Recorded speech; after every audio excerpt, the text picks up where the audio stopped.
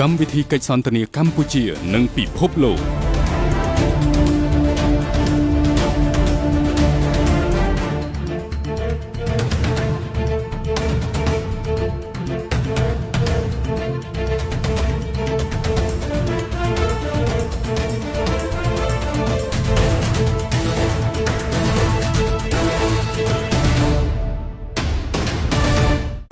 Good evening, excellency ladies and gentlemen. Welcome once again to Cambodia Global Dialogue of Southeast Asia TV. Tonight, I have the pleasure to have two academics, Mr. Kav Chia, who's I will let you introduce yourself later on, and a good friend for a long-time friend, and Din American. He's also half Cambodian, I would say, Malaysian, but half Cambodian. I'll let you introduce yourself later on. But the theme tonight is it's be focusing on ASEAN at 50, you know, and ASEAN now have reached its 50 year of age. We just came back from the ASEAN summit in Manila, many things happening, and I thought to have a session tonight, you know, where we can look back a bit what happened last 50 years, and perhaps also look forward a bit. What do we expect? Not 50 years, but it's a long way to go by the time we're all gone. But let's stick with a time frame where we're still alive, right? So maybe in the next 20 years, something like this. But anyway, Bong, please, I'll give you a few minutes to introduce yourself, whatever. Okay. Good afternoon, ladies and gentlemen. Well, I am Cao Chia. I've been working for the Ministry of Foreign Affairs Of Cambodia. Yes. For more than 20 years, and then I left the ministry and I worked for the ASEAN Secretariat for another 14 years. And I retired and I come back and become something like professors, or yes, professor, I don't consider myself as a professor. But you're dean nonetheless, you're dean of the school. Yeah. I'm honored to join today with Dr. Sok today to share some of my perspective, my view on ASEAN at 50. Yeah. Well, thank you, Ong Chia. Then, my friend. Yeah, I thank you, Dr. Sok, for inviting me to be here. I've been a friend for Cambodia since 1963 when I was a young foreign service officer.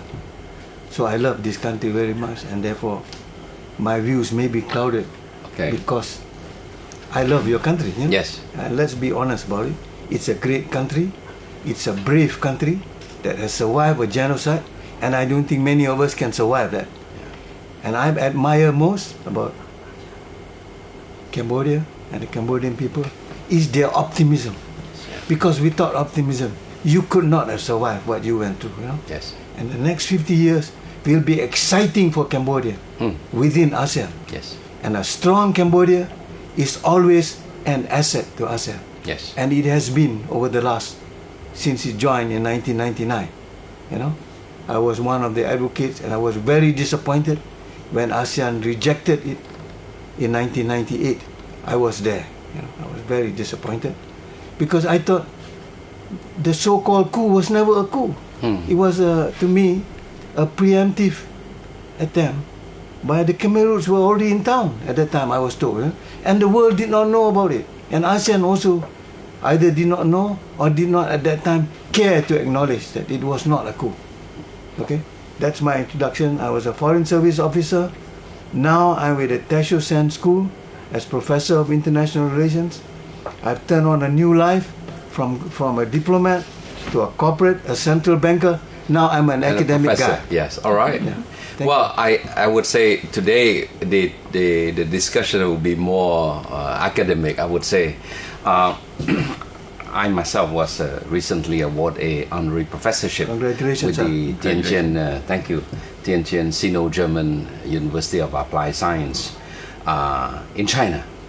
But I think, you know, it's quite interesting that you have 34 years of exposure of Cambodia, you know, before it entered ASEAN, then in ASEAN, your perspective as a foreign service officer, and then later on the other side of the fence, from Jakarta, looking at the country, side, and yourself then, you have witnessed all this evolution, things that I didn't even know why we were rejected in 98, right? But we made in 99.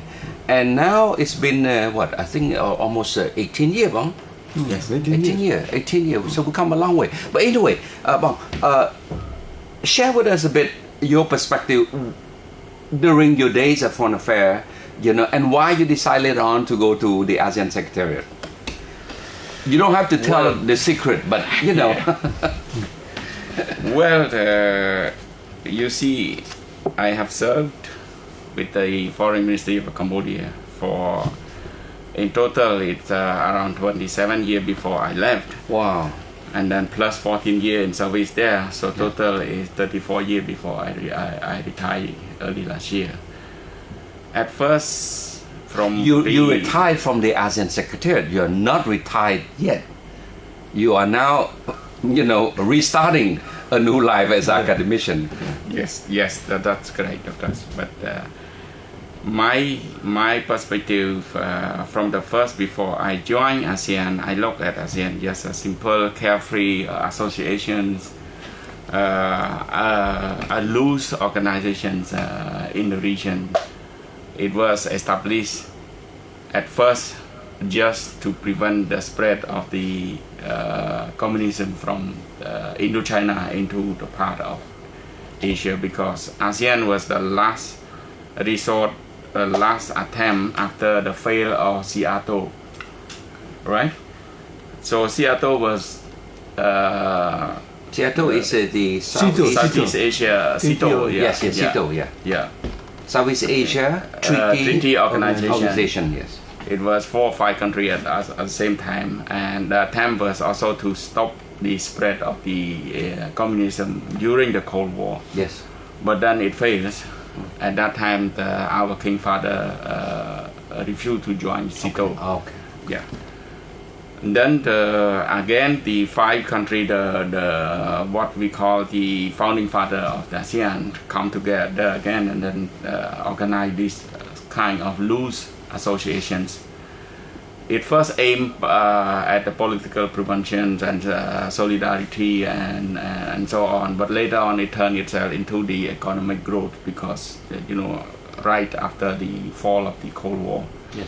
And to me, my view on ASEAN is just simple, because I've been working in India and I follow the SAARC, and I see the failure of SAARC because of the it have all mechanism, but it doesn't work. Because there are no political commitment in each of the member states of SAARC. Yes. It's increased from 6 countries to 8 member now. Yeah. But it's still, and someone is playing big brother in the association. Yes. So to me, I look at ASEAN, probably it go the same way, because it even loose than In those days. Yes. Yeah, it even a loose organization than SAARC, because SAARC has proper mechanism, but it doesn't work. Yes. But then when I come to the ASEAN side, I try my lucks, and then I got recruited, and then But I mean, it's interesting that you mentioned the reference to SAARC, but in case of ASEAN, it started as a loose organization. But when do you feel that it has sort of like felt that sense of ownership, that seriousness to become a formal association? You see, from the start, from the late 90s and early 2000, so ASEAN start to restructure itself. We have the what you call it, the what you call the task force. Yes. The task force to work on the positive and negative of what we are going forward. Okay. And they give a lot of recommendations, and the leaders decided to ask the senior officer to look into those recommendations. Yes. And see what we can implement it. And we see the recommendation are very looking forward for us, and with the political will of the leaders and of each member state, we start to reform ASEAN. When I joined ASEAN is in the process of the restructuring. Yes. Everything was changing from loose, from no regulated into regulated things. So it's like a transitional period for us. Yes.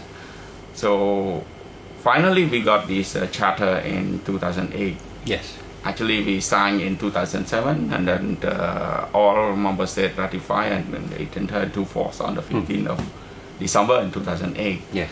And from that, based on the charter, we declare ourselves as a legal body recognized by the world, and with the talk that we keep, the dialogue that we keep among our member states as well as among our partners, Yes. it maintained the region peace and stability. Yes. And that's how it enabled the economic growth to move. Yes. You know, Din, from your perspective, first, your perspective as a former, foreign affair official from Malaysia, but you were Malaysia is part of the ASEAN. The original founder. The original founder. Yes, sir. Right, Tun Razak, Tun Razak. the father of the present Prime Minister. Yes. What transpired? How, from Malaysia perspective? We were concerned about security Okay. because we were under an emergency that ended only in 1960 because it was a communist Yes. inspired. China inspired at that time. Yes. China today is a friend, Yes. Yes. but the world changes all the time anyway, Yes. you know. So we were concerned about security. Yes. We were concerned about the possible rise of Vietnam Mm. as an aggressive player. You know? Yes. It was on the other side. Yes. It was a period of the Cold War. Yes. You know, so we thought, together with Adam Malik at the time, we were quite close because we also had trouble with Indonesia during Sukarno Okay. because they opposed the formation of Malaysia. Ah, okay. So when Suharto came to power after the coup, we had this brilliant Indonesian with whom we called Tun. We gave him the highest award, Tun Adam Malik. Yeah. He, together with Narciso Ramos on the side of the Philippines, Tanat Koman on the other side, and Rajaratnam, decided we have to deal with something. We are divided during the Cold War. We were forced to choose and take sides. Yes. We were not part of SITO. Some of other members of ASEAN were part of it. SITO is a CIA, American inspired. And that's the reason why the great King Sihanouk Yeah. decided not to be there, because he doesn't want to compromise his country's unity. So there was a lot of uncertainty. There was a lot of fear. So we were driven by a fear. Fear of what is happening internally, that we might lose. Fear that there are some foreign people that are going to destroy the region. So they opted for peace. So this was how they got together.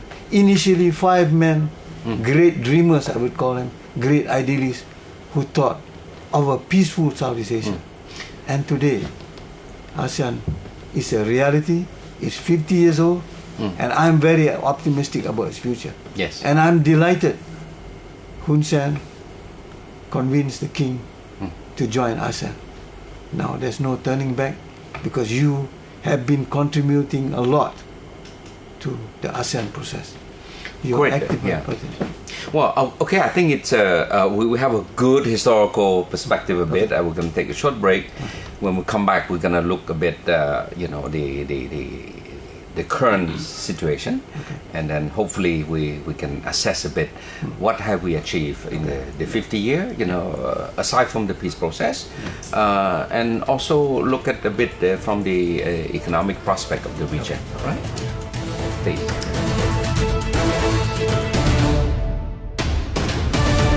Well, I thought I'm gonna read a small, excerpt from this book, The Making of Southeast Asia, International Relation of a Region by Amitav Acharya. It's quite interesting. And constructing one Southeast Asia. Well, it's a long paragraph, but I think it's worth putting into context. The end of the Cold War brought fundamental changes to the international relation and regional identity of Southeast Asia.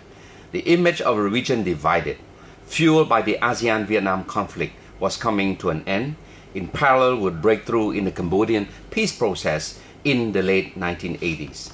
ASEAN vigorous diplomacy on Cambodia had not only earned it positive international recognition, but also contributed to the impression of Southeast Asia as a region able to provide indigenous solutions to its own problem. Regional cohesion and unity had been bolstered by the easing of intramural dispute within ASEAN. The ASEAN model, or ASEAN way, quote unquote, was presented by leaders and commentators both inside and outside the region as an example of how a region can manage its problem and develop a positive identity in international relations. Both in terms of intra-regional interaction and extra-regional perception, Southeast Asia had become the symbol of a dynamic and largely peaceful region. I think it's a good quote. It's a very good quote. Perhaps you can touch on a bit. How do you see, from peace come development, and from development we're able to bring up, the quality of life of ASEAN people as a whole? I think peace is fundamental because business is attracted to a region where there is stability because they want to protect their investments, they want a fair return while contributing to the country. So fundamentally, we are talking about if ASEAN continues to remain in peace, it will be a preferred center for foreign investment. And you can see that signs even in Cambodia now. Yes. 20 years of peace has done a lot for Cambodia. And I congratulate the Cambodian leadership for their vision, for their clarity of purpose, and their commitment to the ASEAN process. It's a way of the Cambodians saying to ASEAN, thank you for your help, but now we're going to help you. Yes. That's another piece. You see? Yes. I turn to you, Bong. I think ASEAN is 10, but let's be real about it. That ASEAN 10 alone among ourselves, we will not have the economic strength. And that's why we look a lot to a dialogue partner, right? Yeah. We have, I have different category of dialogue partner, right? Yeah. You start with what? The first one is... Well, we, like you said, we are looking the main our economic intra-ASEAN trade is not very big, so ASEAN is about looking what, for 18-20%? yeah, something like that. So we are looking for outside partners for trades, and this how it come to the establishment of the dialogue partnerships. With at the moment we have 10 dialogue partnerships, 3 sectoral dialogue partnerships, and 1 development partners. What's the difference between that, just for the benefit of the audience who doesn't know the difference? Well, even in dialogue partnership, it has different category. At the moment, we have 2 categories. One is the comprehensive partnerships. The other one is strategic partnerships. Oh, okay. So which one is more important? The strategic one. Okay. So we have 7 strategic partnerships and 3 comprehensive partnerships. But you start first as a sectoral, right? First as sectoral, Yeah. and then when the relation, what relation I mean, both political and economic, commercial and political together. When it increase, we look at the level of by a two-way trade. We Yes. look at the level of investments, and when the level is increased between the two, then we will consider the elevating of the level of the partnerships. Upgrading. Yes. Okay. And then you can see it through the mechanism that we have. If it is comprehensive partnership, we have only up to minister level meetings. But if it is strategic, it go up to the leaders meeting. Yeah. That's why you have this summit, this commemorative summit. Exactly. Right? Especially in the second part of the summit in either September or November. Yes. That the summit between ASEAN and the partners. Yeah, related summit. So now, in terms of strategic, you have what, the U.S. We have China, U.S., Korea, Japan, India, and then we have the other 2 is New Zealand and Australia. Okay. So but the 6. the difference is that the 5 Yes. that I count earlier, Yeah. we have annual summits. Okay. Whereas Australia and New Zealand, we have every 2 years. Every 2 years. Okay. Yeah. Okay. But still, it's It's a summit yeah, level, yeah, yeah. but it's a kind of, they don't want the leader. But you forgot the US, no? Yeah, the US is The a US strategic. yeah, okay. It's annual. Yes, it's annual. Yes, Yeah. exactly. Yeah. Yeah. So, but they in a way contribute in terms of trade, in terms of investment, FDI, and in many capacity building also, right? Exactly. Yeah. Both the pillar, all the three pillars have to be cooperated. Yes. Every 5 years we have plan of action with each pilot partner. Yes. And each have to implement the plan of action. Every half of the term, that means 2.5 years, Yes. we assess. Okay. They call midterm assessment. Assess the implementation of the plan of action. Yes. Whether it is how many percent, whether what is the impediment to the implementation, what is the benefit of the person. Then, from your perspective, as again, I just try to squeeze your Malaysian side of it as being the ASEAN 6, right? We keep referring, hopefully not for so long, we keep referring to the ASEAN 6 and the CLMV, which is the ASEAN 4, because it's considered that the ASEAN 6 are more advanced, they're the older ASEAN, and then the CLMV, the Cambodia, Laos, Vietnam, and Myanmar and Yeah. Vietnam, they lesser developed, right? But I would say there's a lot of effort to narrow the development gap. This initiative of the integration, initiative for ASEAN integration. So, can For you me- comment on that? I'm critical of this division. Okay, We are one family. Okay. How can we discriminate one against the other? okay, I think the bigger boys should help the younger ones to grow up. yes, But this is absent Yes. in ASEAN because they still are thinking about themselves. I describe the more advanced ASEAN as very selfish people. It is time to help. Now they're helping a little bit. They aren't willing to provide more funds for development. Well, I guess only Singapore play a bigger role in the No, No, Malaysian. Malaysian also, right? Yeah. Okay. So I'm critical of this kind of Yes. dichotomy. We are one family. I remember Ghazali Shafi, Tun Ghazali Shafi, Yeah. when he came for the CICP conference Yes. to talk about ASEAN at the time in 1995. Yeah. He says ASEAN is a family. It's like a cluster of bamboo. Yeah. You can break it when it's alone. But as a cluster of bamboo, it is impossible to break. Yes. For me, how do we bond this? We must not have this kind of distinction.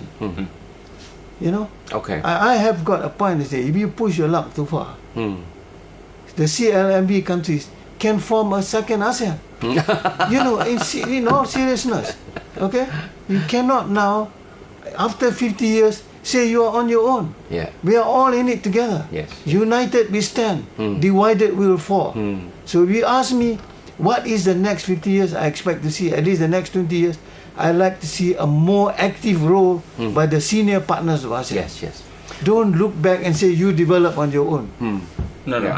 I think if I may cut in to ASEAN itself, we at the ASEAN office we never consider ASEAN 6 and ASEAN 4. Okay. It's only to certain media and certain people that just in the sake of easy to mention, they just what you call it, divide us into the ASEAN 4 and Okay, ASEAN 6. okay. For us, no, we consider it as ASEAN. To me, So, I disagree yeah. because we can tell the media, hey, this is not the way to do it. Yeah. Okay? It is convenient, and therefore, by remaining silent, you agree to the idea of a dichotomy, and I think that's unhelpful. Yeah. On speaking of ASEAN as a whole, we every time we have a rotating chairmanship, right? Yeah. But the common theme for every one of us who happen to chair, is always about this ASEAN unity, this ASEAN centrality. So a lot of talk about centrality. Perhaps you can, expand a bit, from your perspective as a former. Well, if to my experience, ASEAN have learned lessons. I'll give you one simple example that ASEAN have learned. The APEC, Yes. it was formerly jointly established by many ASEAN member states. Yes. But then later on, because of we lack of centrality, somebody else came in and then diverts it, and now even 3 of our members cannot join APEC. Yes. We, Cambodia, Laos, and Myanmar. We're not member APEC. We're not member of Yeah. APEC. Why? Why? Why you accept Yeah. one and you don't accept Yes. another? Why And you then we accept? lost the credibility. So APEC will not belong to ASEAN anymore. Yes. That is why when when ASEAN established AIF and East Yes. Asia Summit, we maintain the rule that ASEAN chair have to chair Yes. that forum. Yes. Have to chair that mechanism. So we maintain the leadership because it belongs to us. We are the ones who created. So we did learn something from the APEC. Exactly. Okay, we Yeah. did learn something. No, but the governing document Hmm. for all these guys to belong to a group like us is the Treaty of Amity Yes. and Cooperation in Yes. Southeast Asia. It's Yeah, a binding the TAC, yeah, document the TAC. which respects certain values that are part of the ASEAN culture, Yes. the ASEAN way. Yes. Basic ASEAN looks at itself as members of the family. Family, we have small kids, young kids, older brothers. We have to work as a Yes. family. But It's true. nonetheless, then to be fair to ASEAN, I think we do have centrality on other as important, as APEC, right? You have the EAS, East Asia Summit, Yeah. right? You have the AIF, Yes. which is more the security, and then what? You have the ADMM, which is the defense. The APT, the ASEAN Pacific. Yeah, the ASEAN plus, ASEAN plus 3. So we do have quite a bit of I would say, centrality in all this larger, I would say, regional architecture. No, but the thing that why we keep reminding ourselves of centrality, because from year to year, that member of outside of ASEAN try to divert the subject, Okay. the discussion, the All right. theme. Yes, yes. So we said we are the chair, we are the one who created. So we Yes. we have the central role to play. Yes, particularly under the East Asia Summit. Yes. It's always this pressure to Exactly, introduce exactly. other topic while we just want to maintain this 5 or 6 pillar, right? It's just a simple way, Doctor. If you have a table and you invite people, 3 or 4 people to come and sit Yes. there, everyone will put their own agenda on Yes, the table, yes, and they okay. will try to pull their agenda to be the priority of the table. Okay. Well, I think it's good. It's a good time to take a break, and when we come back in the last session, I want to project a bit, to the future. Where we're gonna go after we reach 50? Not sunset, of course. Not sunset. Okay.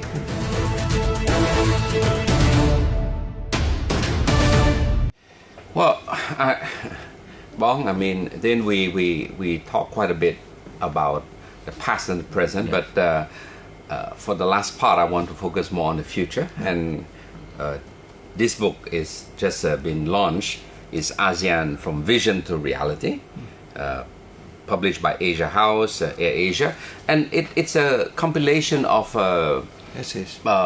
of article from prominent people in all the 10 ASEAN countries.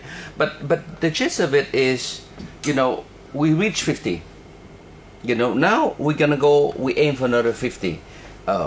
So it's how you translate this vision of unity into reality. To me, I think it boils down a lot to how, as a region, we can improve the quality of life of our people, because a community is all about life. Yeah. If everybody's poor, some are poor, some are rich, the gap you will see. If we are to learn from also the Brexit, the Frexit, or for Donald Trump election, you can tell a lot about the disparity is leading to that conflict, right? On that one, I think there's a major effort that ASEAN is pushing at the heart of it, which is the RECP, ASEP, Regional Comprehensive Economic Partnership. Din, perhaps you can expand a bit from that perspective. ASEAN is about inclusivity. It is about now becoming a people-centered organization. It was leader-led for many years, understandably so, because leaders must trust each other before they can expose their country Yes. to what at that time were perceived to be differences, maybe rivals and so on, you know. So the next stage is to get the economic agenda moving. And this is why I think this RCEP, which by the way is an ASEAN initiative, Yes. and we have to make it work, yes. you know. Now that the TPP is dead. Yeah, the TPP is dead. Yes. It's dead, it's finished. Forget it, you know. Yes. Because today, under Trump, Yeah. is America go it alone? America for itself. Yes. This is a globalized world. Yes. It's an internet world where people are coming together and not isolating themselves. Yes. So I think the ASEAN model is about inclusivity, it's about caring for people, people's lives. It's not at some ego-driven agenda. But what do you think the ASEP will bring economically to us, to ASEAN? It will facilitate freer trade. Okay. Okay. It will encourage investments. Okay. These kind of things that we have been talking about for years. Yes. It is time to realize. We are fortunate. We have two very big neighbors who are friendly, who are growing very fast, and they will lift us up together. And together, I tell you, we're going to be a formidable force. And there will be people who will try to scuttle this concept. Let's get on with the economic agenda. But ASEP, you have ASEAN 10 plus Six. 6. China, Australia. Korea, Japan, Australia. India, Australia. New Zealand. Yeah. New Zealand. This is the region. That's massive. That's massive. I think, Doctor, what the world is looking at us now, they're looking at the big markets with connecting, because ASEAN is fortunate to situate In the center located core. in the center core of connecting two giants together. Yes. One is India, the other side, more than 1 billion people, and the other one is China. Is another billion. Yeah. And you see, Indian keep saying that they are the man, Yes. and China is the producer. Oh. So that's how Really? technology. If you look at iPhone, Yes. you see most of the chip produced in India, and You're kidding the me. whole Really? yes, exactly. And then the whole iPhone is made in China and it's sold in US. Interesting. I never know that. Yeah. I never know that. So So India think that they are the mind. they are the mind, and then the China is. That's why when we asked India whether they are afraid of China, they said no. Without us, they cannot work. So Oh, cool. that is Cool. the thing. That's the And we Indian happen side, to be yes. in the middle of the two giants. yes. Cool. And then we are big market, and the RCP, like Dean just said, RCP is a comprehensive trade arrangement, free Yes. trade arrangement. It including free trade in goods, free trade in services, and Mobility. free investments. Investment. Yeah. Yeah, And free mobility investment and in everything. yeah, mobility and everything. Do they have a strong component on dispute settlement? Yeah, because Yeah, probably yeah. the They are ASEAN- now working on the establishment of the dispute settlements. Yeah. I think it's Great. important. Yeah. Yeah. As more trade investment grow, there'll be more dispute, and it's good to have a strong mechanism there. But I want to look a bit inward to our sub-region, Cambodia.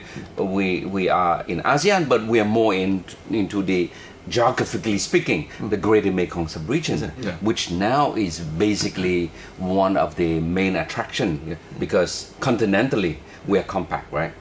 You know, and I think it's good for the supply chain. That's why I am glad you mentioned Mekong sub-region. It's the most vital region today because it's the center of food supply for ASEAN I see. and I China see. and India. There'll be a scramble for Why- food. why- You know why- why? why do It's you- special? why? Special is because it's organic agriculture Ah, okay. that's coming from here. So I think one of the things that I think you suggest to me, I'm not trying because people think agriculture is not sexy. But if you look at Japan, the core is still agriculture. So I think if Cambodia and the CLME countries can get their agriculture moving, first we eliminate poverty. Okay. We create value on our products. You know, not just producing. But other okay, forget about Singapore. They don't have the land size, but other country like the Philippines, don't they produce? Indonesia, don't they produce? They produce. They produce, but it's not enough. Not because enough, right? Not enough. Indonesia, the potential of producing rice in 1 hectare, they can produce 3 times per year, and they can get 8 ton Wow. 2 to 12 ton per hectare. Really? But because of the cultivated land is less, they cannot feed. It's their own mostly people. mountain, right? Yeah, it's mostly mountain and mostly volcano. Oh. Yeah, they have around 160 volcano total. And the Philippines, they always have this typhoon, right? That's right. Yes. Okay, so we're blessed. We are We're blessed. The Mekong sub-region is blessed. Yes. Fertile soil, no earthquake, no typhoons. My God, good weather. Okay, so you plant, everything will grow. So in our sub-region, Cambodia have a good You are the potential we have the Great Lake, of Yeah, course, you have the and core. Lesap. And you see now, even the giant try to connect themselves to Mekong. You Yes. see the Mekong Ganga, Yes, the Langchang Mekong, Mekong, Langchang. and the Lower Mekong Initiative Yes. that is from Japan and US. Yes, you yes, see. yes. So they all try to have a hand in even Mekong. Korea, Yeah, even Korea, yeah, even Korea. You're right. I think if I take, for example, the One Belt One Road, which is the Xi Jinping initiative, he even have a sub-regional component for us, which you just Exactly. mentioned, Yeah. the Mekong Lanchang. Yeah. Lanchang is the word of Mekong in China. The upper right. Mekong, yeah. Lanchang is the upper Mekong, Upper right? Mekong, yeah. But from no initiative 2 years ago, now they are summit level initiative, Mekong Lanchang Summit. So that tells us something Yeah. that we matter Yes, sir. in a way, right? You are critical. You see, you are the core. it's a simple way. If the lady is not beautiful, nobody will. I like It's a game. that. I like that. Cambodia is navigating. Even the EU try to connect Mekong with the Danube. Yes, They the try, sister arrangement, right? Yeah, they try. Okay, it's quite interesting. But so looking forward, we have now a charter. We reached 50. I would say security, everything, we're quite stable. We have some hotspot here and there. But ASEAN as a whole, the ASEAN way, maybe Yeah. I want to touch a bit on the ASEAN way. The West criticize us a bit that we're too slow, we're too informal. But I think to survive 50 years, this ASEAN way must have worked. No, I think, Doctor, we prefer the ASEAN way because you see, in ASEAN, it's all diversity, Yes, and we come together. yes, And if in a family of 10 people, yes. and someone cannot run, and someone can run faster, and if you don't wait with each other, then you will break Yes. apart, right? Yes, So we have to go at the pace of comfortable with all. yes, yes. And that's how the West always pointing at us that we are slow, we are carefree, we are losing, loose organization and so on like that. But you see so far, because of our way, Yes. that's how we maintain peace and Yes. stability and enable the economic growth in the region.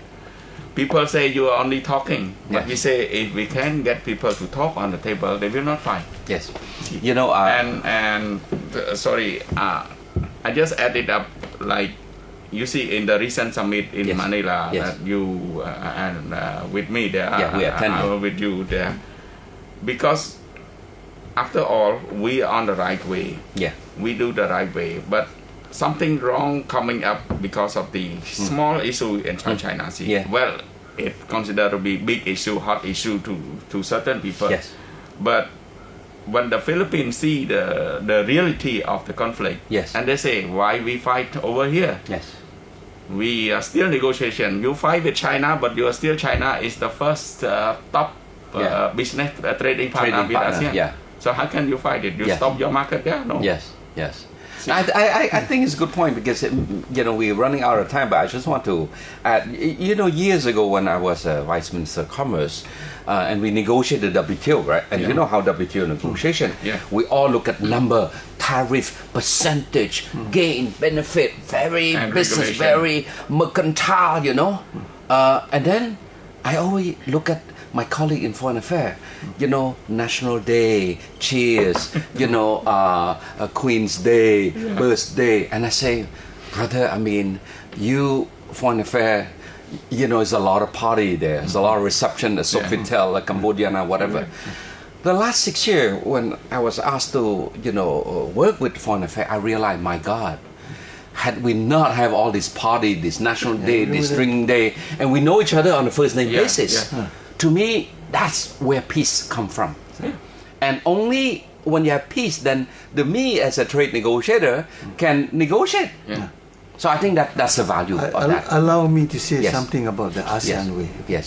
The ASEAN way is derived from the Indonesian two concepts Yes. of musyawarah, Yeah. which is discussion, Uh-huh. and muafakat. Muafakat is consensus. Mm. So this is the fundamental value of ASEAN. We talk, Discussion. and we reach consensus. Okay. Nobody dominates. Yes. If you disagree and you are uncomfortable, we'll wait for you. Yes. It's interesting because I read a lot of ASEAN document.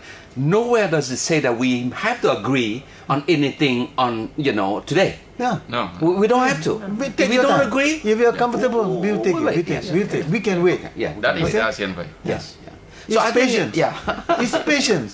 You All right, we're coming to the end of the show. I want to give each of you a few 1 minute each to what's your message? Well, to me, my message is sending through the young generations. We join ASEAN, and ASEAN is going on the right path, in the right road. We open everything, open markets, open business. So make yourself marketable. Don't look at the certificate or something. Sometimes certificate without experience, without real knowledge, you cannot compete with the world. And we cannot stop. We cannot use nationalists or protectionists anymore because it open border now. Of course, it come along with other negative thing, but we have to manage it. Yeah. And we have to be marketable ourselves. Good. Yeah. Din, my friend. I like to address this to my Cambodian friends. I congratulate you for what you have done for your country. You are now become a major player because you have strengths that people never recognized before. Today you have strength. You are preparing your people.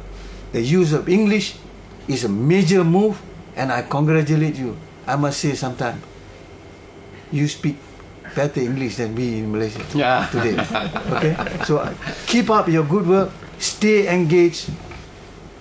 Build your own peace. Deliver prosperity to your country, and make a contribution not only to ASEAN but to the rest of the world. You are a model of what peace is all about today. Thank you. Thank you.